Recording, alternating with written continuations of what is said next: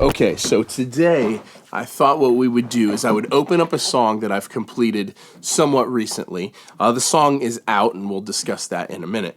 But open up this session and kind of walk you through the session and focus on the things that I do for every single song, for every single mix, regardless of the genre or style or anything else about the song, so that way hopefully this is applicable to the maximum number of people as possible, and just let you see inside my session a done mix, and I hope that it helps one of you. Now, a lot of the techniques that I'm going to show you, I've done full dedicated videos on. So for every one of these techniques that I've done a dedicated video on, I will link that video down below. So you can watch this video as like an overview, and then if you want to deep dive in any one of these techniques specifically, you'll be able to click in the links in the description below and go watch those videos.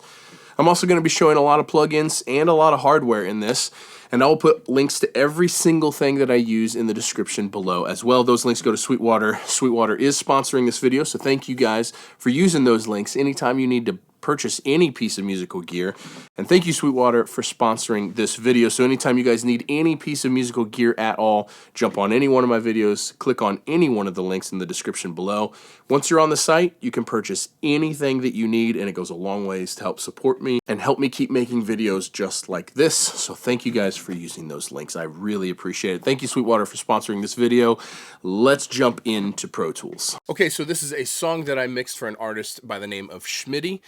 This song is called Set in My Ways. I will hit down below his socials, a link to the song. You can go check out the released version of it, the completely finished version of it. I did not produce this song, but I did mix and master this song. So what I'd like to do is just run you through in order of how I would do these things. The things that I do on every song, regardless of any genre, doesn't matter how big or small the song is, doesn't matter, like nothing ever changes about this. These are things that I do on every single song, no matter what. Okay, so let me play you a bit of this chorus so that way you kind of wrap your head around the song. Not that it makes any difference, but here's what the song sounds like. Yeah, baby, you've been setting my ways to a whole new direction. Yeah, making my made up mind train the rocky road I was heading down before it settled down dusk. Okay, so that's what the song sounds like. Again, if you want to hear it in its completion, hit the links in the description below to go check it out.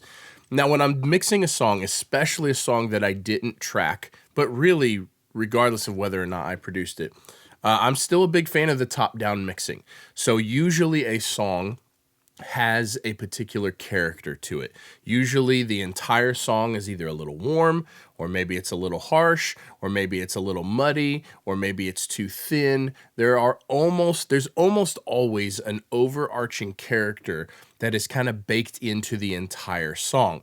And I use top-down mixing to first correct those things or to move it into a more finished space.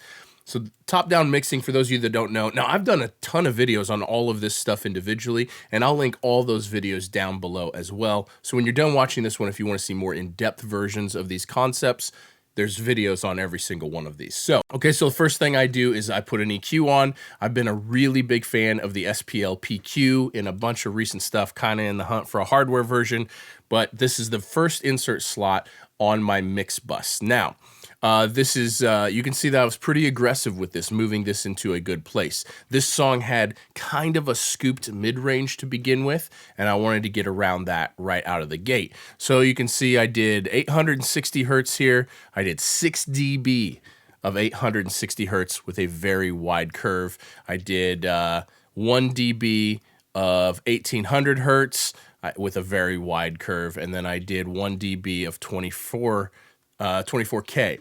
Now, what is not important is the moves that I made. What is important is that I was able to move the song into a finished space. So let me just bypass this and play it, and then I'll put it back in for you. Yeah, baby, you've been setting my ways to a whole new direction. Yeah, making my Massive difference. This is not to suggest that you should move stuff this aggressively. It's just what I felt needed to do. Now, included in this plugin, which I've been doing this for a long time, I have a handful of plugins that do this, is this Mono Maker. And what this is basically a crossover, and everything below this hertz, this frequency point, it makes it mono. Now, I traditionally go somewhere in the 150 hertz range. Yep, 154 hertz on this song. And the reason for this is to make low end translate to smaller, less adequate systems better. For instance, if there is a floor tom over on the side and it's panned, that big thunderous low end, cheaper or less adequate systems have a hard time reproducing this low end. Meanwhile, the low end has almost no bearing on our perception of where something is panned. So, to me, the best move, and the reason why I do this, is everything below 150 hertz gets mono, so that way that load of that low end gets shared equally among all of the speakers, letting the low end be much more accurately reproduced in any system, but specifically kind of crappier systems. So that's why I do that. I believe I have a whole video on that, and I'll put it down below. So there is the EQ.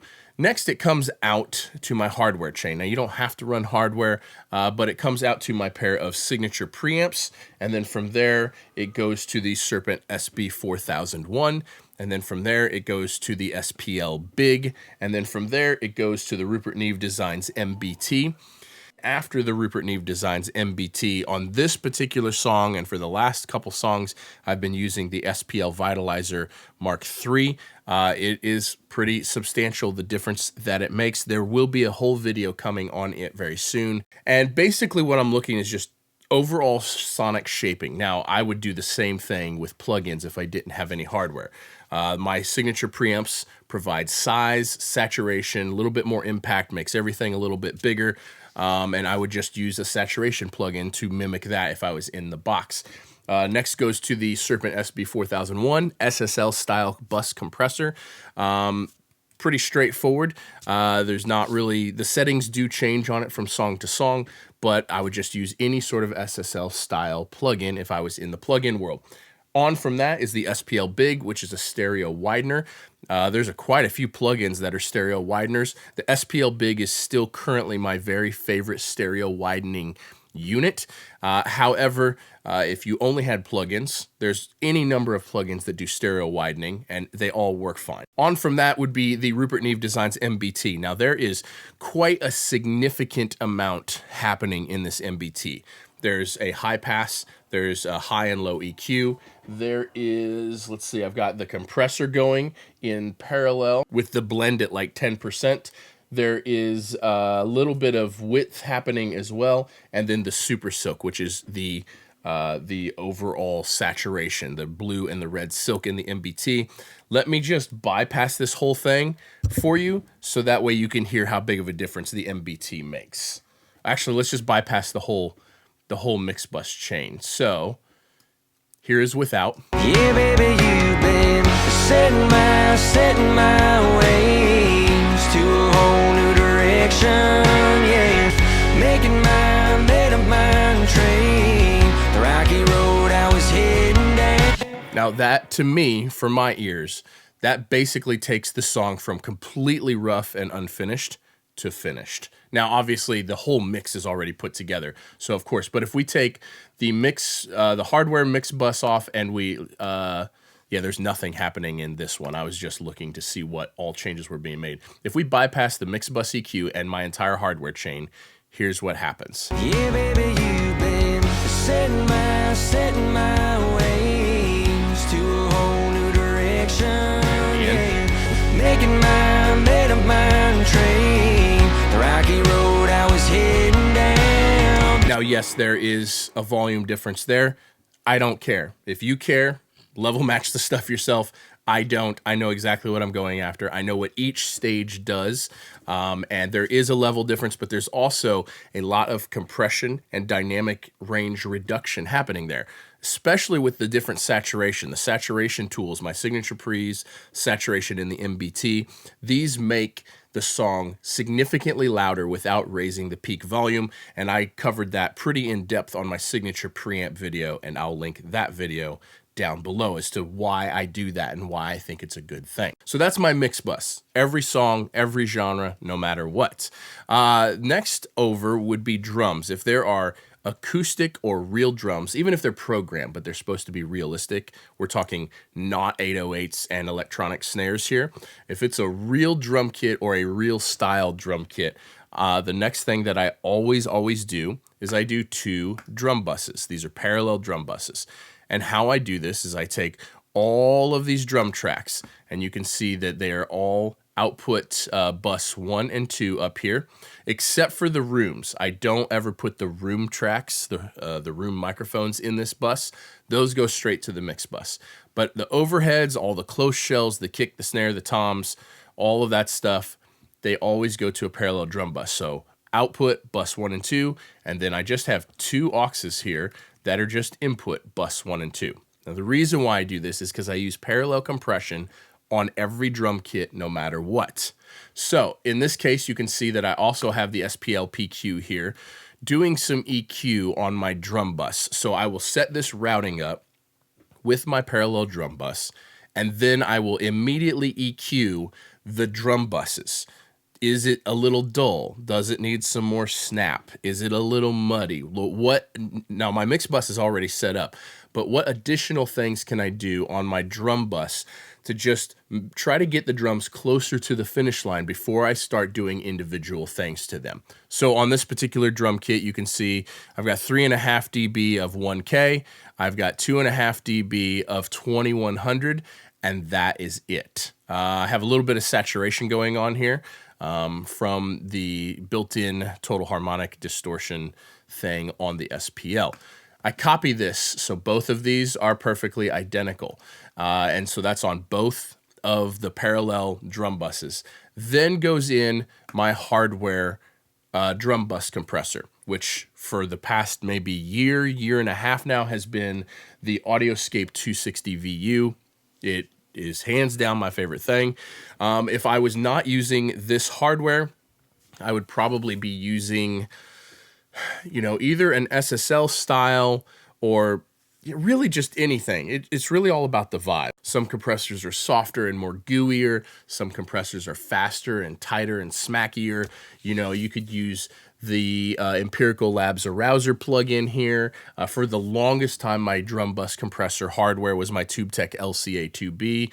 There's a bunch of different things that you could use here, but really the key is just EQ on both, compression on one, and I'm not slamming it. I'm getting 6 or 7 dB of gain reduction, and then saturation on the other. Now, this is a plugin called Toop 3. It's become one of my favorite saturation plugins out there because you have tube saturation and tape saturation independent of each other, and you also have a bunch of different filters and a bunch of different ways to process this. It's a fantastic plugin.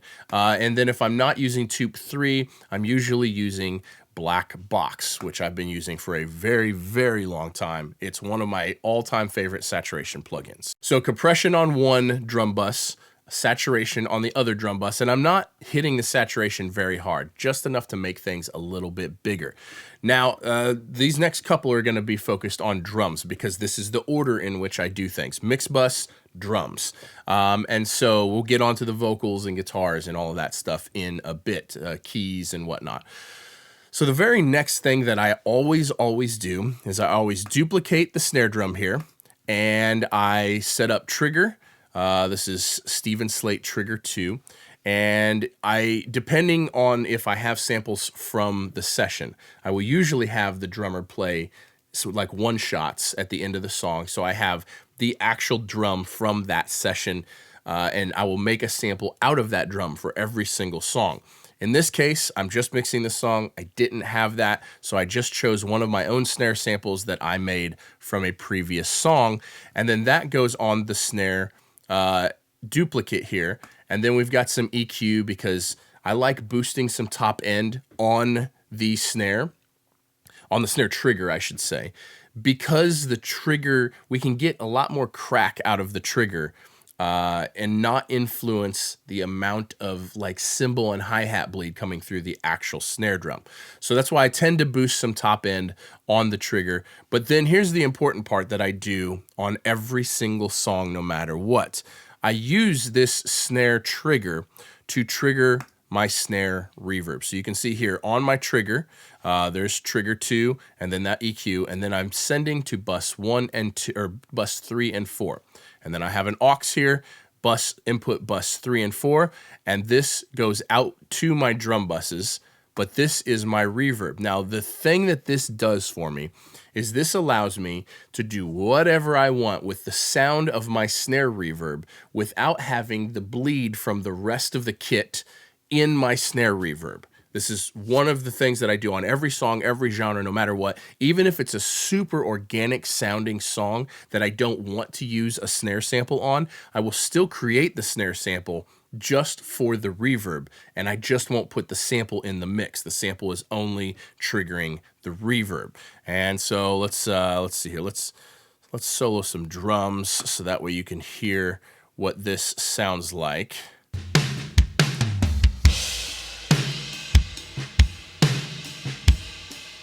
If we mute this snare verb.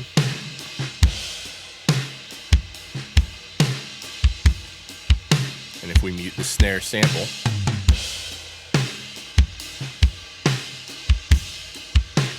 And back in.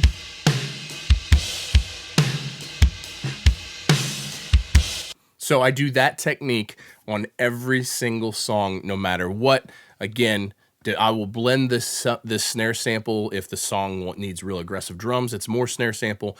If it's super organic, maybe I'm using none of it or very, very little of it in the mix, but it's always triggering my snare reverb. Really been liking this FabFilter Pro R lately.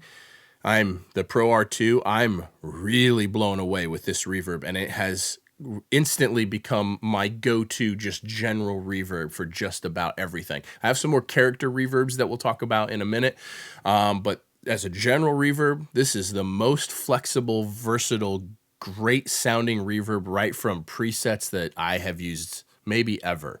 Can't recommend enough. I'll put a link down below. Okay, the next thing that I always do with drums is I always use a DBX 160 style compressor on the snare bottom. So this is the universal audio version. You can use whatever you want. Just the character of the 160 has this smack and splat that is perfect for snare bottom. So let me play this, and I'm going to bypass this for you and listen to how the length of the snare, of the snares on the bottom of the snare just go away.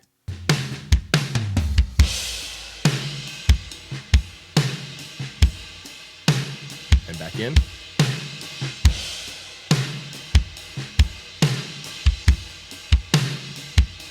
Let me turn this way up so you can really hear it.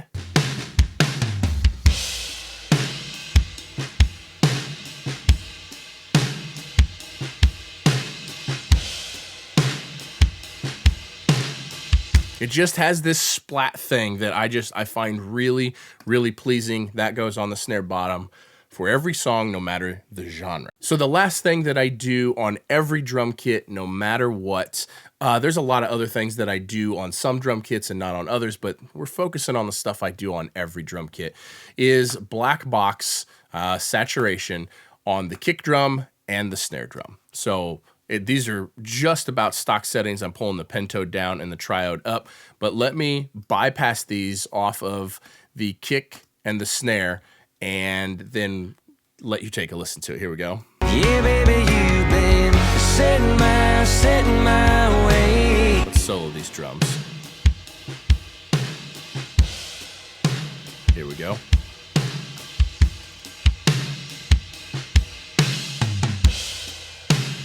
Now, yes, there's a volume difference. Yes, these lights are going off. No, I don't care. Level match yourself if it's important to you. It's not important to me. I know exactly what it's doing, and it's doing exactly what I want it to do. So that happens on every single song, no matter the genre. Okay, the next thing that happens on every single song, no matter what, is on the very first plugin, on the vocal, I'm always doing some level of dynamic processing. This is either always a de-esser or a multi-band compressor, or in this case, I use the Kirchhoff EQ to use dynamic EQ. So this is on every single song, no matter what. And let you listen to what that, or see what that looks like, sounds like. Yeah, baby, you've been setting my ways to a whole new direction. I went fairly aggressive on this vocal because this vocal was sung on an SM7B and I think with no compression. And so I really wanted to rein in some certain areas of his voice, this low, mid, like muddy side of things, this like 300, 400 hertz range, the like 2K range, because he has kind of a mid-rangey kind of voice, and then the top shelf, the high shelf to control the sibilance. Some version of this happens on every single song, no matter what. And you can see how these bands are almost never compressing all at the same time because I'm very picky about setting it up so that way it's only taming the spots that need tamed when they need tamed. Yeah, baby, you've been setting my ways to a whole new direction. Now, a lot of times this is just the top end, either just the top shelf or just a de-esser as the first insert. However, because this vocal was recorded with no compression and on a dynamic mic, I really needed to rein this in a lot. Okay, so the next thing that I do on every vocal, no matter what, the stuff in between these two things changes, but there's always a multi-band compressor. Now, I did a whole in-depth video on this technique called multi-band vocal magic, and I'll link it down below. But here is what it looks like. 4 bands, all independent of each other, very particularly adjusted so that way we're only controlling each frequency range at the exact moments it needs it. So here's what that looks like. Yeah, baby, you've been setting my ways to a whole new direction. Yeah, made up my train, the rocky road I was heading down.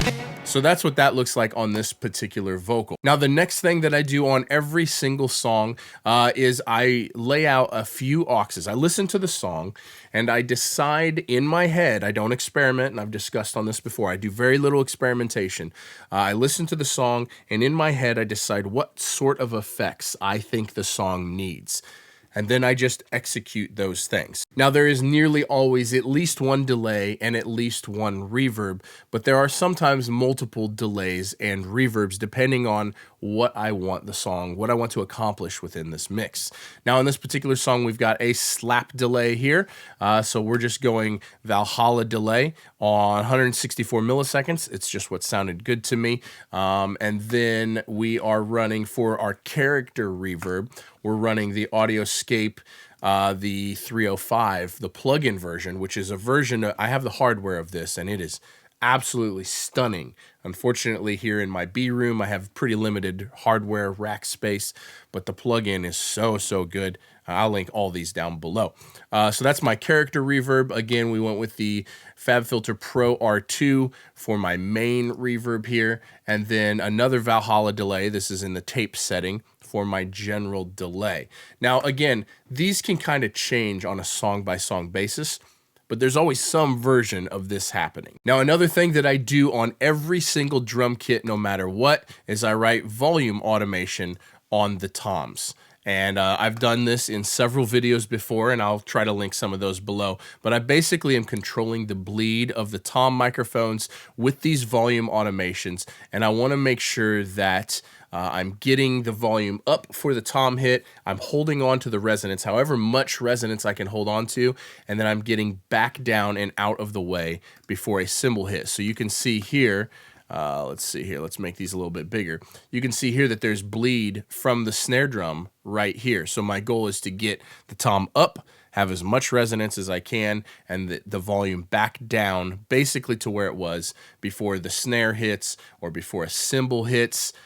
You can see how I stretched this one a lot longer because I had a lot more room to play with before something came in afterwards. And so I do that on every single tom. So the next thing that I do on nearly every drum kit, and I promise other instrumentation and other things are coming, but there's a lot for every drum kit. On my parallel drum bus, now this is the one without saturate or without compression. This is the one with saturation. I write in volume automation throughout the song, and it's usually pretty straightforward. It's usually just down in the choruses or down in the verses, up in the choruses, down in the down sections. Basically what I'm doing here is I'm putting more dynamic into the song. When the chorus hits on just about every song, every genre. I want that chorus to punch. And the best way to do that is with automation, to just give everything just a little bump. Now, I do this way because I'm using mix bus compression. I'm writing all of this automation with the bus, with the drum bus that has no compression on it, because as I push up these drums, like right here, this parallel drum bus gets louder, that means it's hitting my bus compressor, my mix bus compressor, harder, therefore forcing it to compress more. So I want to push the non-compressed drum bus up, so that way I'm not doubling down on the amount of compression. If I was using the drum bus with the compressor on it, I'd be giving more compressed drum sound to the overall mix while also making my bus compressor compress harder. I don't want that. I want the overall vibe to stay fairly the same. And so pushing up the non-compressed drum bus and allowing it to hit my bus compressor harder gives a very even sound. You can't really hear an additional compression thing. The compression vibe stays very much the same, while also creating that impact into the choruses. Okay, the next thing that I'm gonna do with every single vocal is I'm gonna use volume automation throughout. I want that vocal to have the illusion that it is exactly the same amount of on top of the mix throughout the entire song, no matter how quiet or loud the song gets. Now, in a song like this verse is pretty chill. I'll be the first to admit I got a couple bad habits Compared to the chorus, setting my way.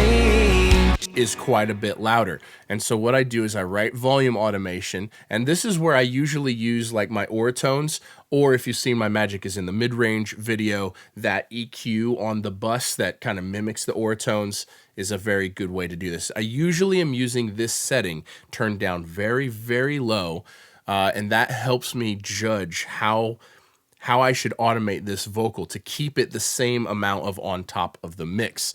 And so you can see here I've got the vocal, the intro vocal down, and then the verse vocal, and then as we build into the chorus, it bumps just a little bit because the instrumentation is building right here. So let you hear that. Did what I thought would never happen. Yeah, baby, you've been setting my ways. So you can hear throughout those steps, it feels like the vocal is staying in the same spot, but we have to bump it up because as the production grows, as the song grows into the chorus, that vocal also has to get pushed up in order to stay the same perceived relative volume to the rest of the instrumentation. Now there's a few spots like this where the end of this vocal is tapering down a lot, and I really want it to stay the same on top of the mix, so let me let you hear that. My ways. Yeah, you said my ways. So whatever you got to do to make the vocal feel the exact same on top of the mix throughout the whole mix. That's my goal. So always automating the vocal and the drum bus. And then other automation is like, there's always something going on. Like there's a lead here where I'm automating the reverb into it. So if I solo this, you can hear how it goes from dry to really wet.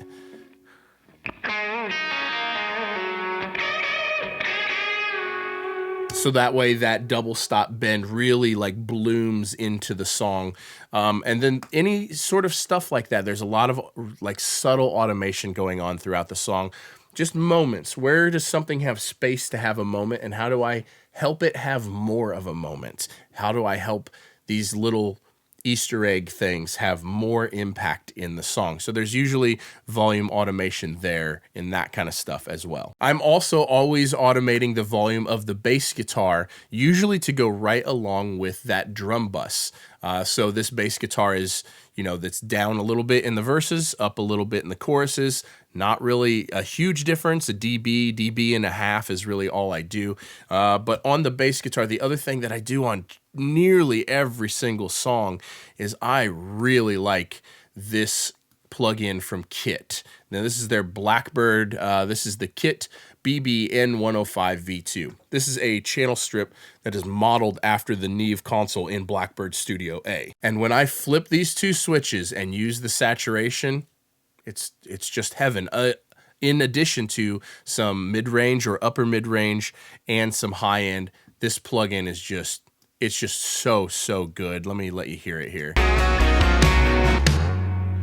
I like to play with drums and bass at the same time. Let's go into the chorus.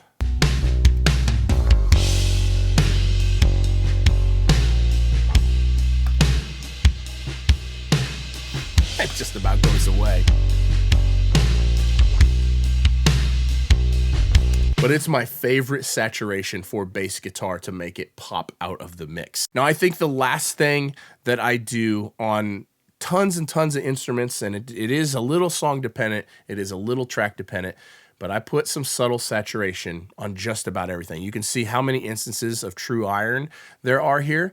I mean, it's on like most of the instruments. So this is a transformer-based saturation plugin.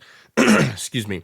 And it basically mimics a bunch of different style of transformers here, and then how much saturation you want. Now you can also use this crush and this 2 times. It'll get very, very crunchy. But this is just a subtle way. It's really subtle. It's a subtle way, or the way that I use it, it's really subtle. It's a subtle way to just give everything a little bit more size, a little bit more bloom, a little bit more character, be a little bit more impactful. So I really love using this plugin in that sort of way. Thank you guys so much for watching. I really hope that this helped you, or at least was entertaining. I hope you got something out of this. Don't forget to hit the links in the description below, and links below for the videos going over these individual techniques, links below for Schmitty and this song, and yeah. I guess that's it. Drop me a comment. Let me know what you think. I'll see you guys in the next video. Peace.